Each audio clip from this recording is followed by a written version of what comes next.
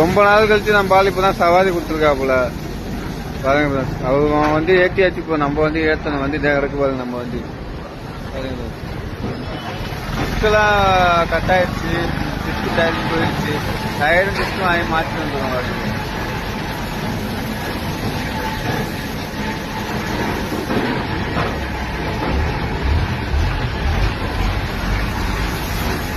தான் நம்ம ஏற்றணும் பாருங்க. கிளம்புதாப்புல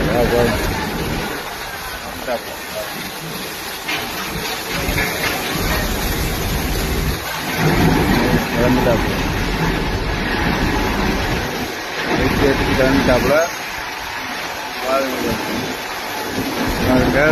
பாலம் ஏறுறது பாருங்க. பாலம் ஏறுறது பாருங்க. ஏத்தாப்புல வந்து ஏற்ற நிற்கிறோம் பாருங்க.